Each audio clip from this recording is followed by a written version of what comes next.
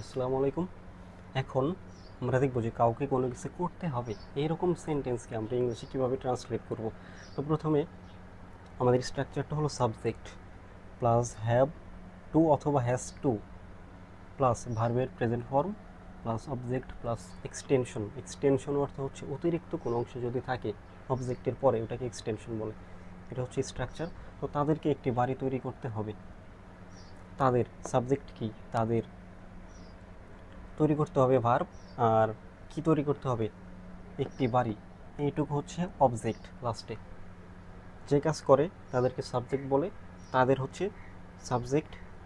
আর কি বা কাকে দ্বারা প্রশ্ন করলে অবজেক্ট পাওয়া যায়। তো কি তৈরি করবে? একটি বাড়ি। এইটুকু হচ্ছে অবজেক্ট। সাবজেক্ট অবজেক্ট তৈরি করতে হবে ভার্ব। ওকে, তাহলে তাদের একটি বাড়ি তৈরি করতে হবে, সাবজেক্ট বসাতে হবে কি? তাদের ইংলিশ হচ্ছে দে।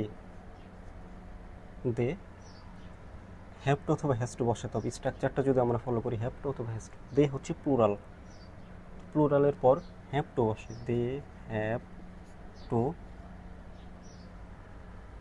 তারপর ভার্বের প্রেজেন্ট ফর্ম। তৈরি করার ইংলিশ কি? মেক অথবা build. They have to build, B U L D, build. They have to build একটি বাড়ি। একটির ইংলিশ হচ্ছে এ, আর বাড়ির ইংলিশ হচ্ছে home. So ME, home. They have to build a home. তো নেক্সট স্টেপটা, তাকে ধূমপান ছেড়ে দিতে হবে। তাকে, তাকে কি? ধূমপান তো ছেলেরাই করে, তো ছেলেদের ইংলিশ হচ্ছে হি। সে, তাকে। হি বা তার ইংলিশ হচ্ছে হি। তারপরে হ্যাভ টু অথবা হ্যাজ টু বসাতে হবে। হি হচ্ছে third person singular, that's why এই জায়গাতে কী হবে? হ্যাজ বসবে। হ্যাজ টু, হ্যাভ টু কিন্তু বসবে না। Has to. তারপর ছেড়ে দিতে হবে। ছেড়ে দেওয়ার ইংলিশ হচ্ছে give up. He has to give up. Give up. কি ছেড়ে দিতে হবে? ধূমপান। এটা হচ্ছে অবজেক্ট। কী বা কাকে দ্বারা প্রশ্ন করলে অবজেক্ট পাওয়া যায়। কি ছেড়ে দিতে হবে? ধূমপান। ধূমপানের ইংলিশ হচ্ছে স্মোকিং। SMOKING। লাস্টেরটা, আমাদের অন্যায়ের বিরুদ্ধে প্রতিবাদ করতে হবে। আচ্ছা, এই যে আমাদের, সাবজেক্টটা কি?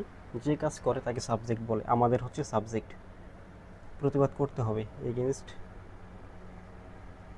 বিরুদ্ধে হচ্ছে এগেনস্ট, আর অন্যায় হচ্ছে ইনজাস্টিস। সো প্রথমে আমাদেরকে সাবজেক্ট বসাতে হবে। আমাদের ইংলিশ কি? উই। তারপরে হ্যাভ টু বসবে না হ্যাজ টু বসবে? যেহেতু ওই হচ্ছে প্লুরাল, থার্ড পারসন, সরি, ওই হচ্ছে ফার্স্ট পারসন প্লুরাল। জাস্ট মনে রাখতে হবে প্লুরাল। তো প্লুরালের পরে কি বসে? হ্যাভ টু বসে। Have to, we have two, plus ভার্বের বেস ফর্ম দিতে হবে। ভার্বের বেস ফর্ম কি? বা প্রেজেন্ট ফর্ম। প্রতিবাদ করা। প্রতিবাদ, প্রতিবাদ করার ইংলিশ হচ্ছে protest. We have to protest. We have to protest.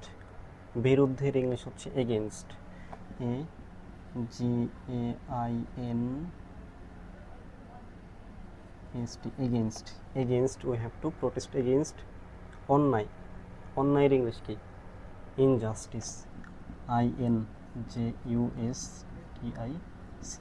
We have to protest against injustice. এটা এটা হচ্ছে আমাদের হ্যাভ টু অথবা হ্যাজ টু রুলস। এখন এই সেন্টেন্সটা, একটা সেন্টেন্স এরকমও থাকতে পারে যে আমাদেরকে অন্যায়ের বিরুদ্ধে প্রতিবাদ করতে হয়েছিল। তাহলে কি? এটা প্রেজেন্ট আছে, করতে হবে। যখন পাস্টে দিবে তখন জাস্ট এই জায়গাতে আমার হ্যাড টু বসবে। এই যে এই জায়গাতে যদি আমরা দিই হয়েছিল, হয়েছিল, তো এই জায়গাতে কী হবে? জাস্ট এইটুকুর পরিবর্তে হ্যাড বসবে। হ্যাড আর টু তো টুই আছেই। জাস্ট আমাদেরকে অন্যের বিরুদ্ধে প্রতিবাদ করতে হয়েছিল, এই জায়গাতে হ্যাড বসবে। We had to protest against injustice. আমাদের একটা বাড়ি তৈরি করতে হয়েছিল, বা তাদেরকে একটি বাড়ি তৈরি করতে হয়েছিল। They had to, have to এর জায়গায় জাস্ট হ্যাড টু বসবে। They had to build a home. তারপর তাকে ধূমপান ছেড়ে দিতে হয়েছিল, তখন তো এই জায়গায় হবে না, হয়েছিল যদি পাস্টে দিই হয়েছিল। হি, এই জায়গাতে হ্যাড টুই বসবে, কারণ সিঙ্গুলার প্লুরাল সব সব জায়গাতেই কী বসে? হ্যাড টু বসে যদি সেটা পাস্টে থাকে। He had to give up smoking. যদি এই যাতে আরও অতিরিক্ত কোনো অংশ দিই তাহলে থাকতে পারে হি হ্যাড টু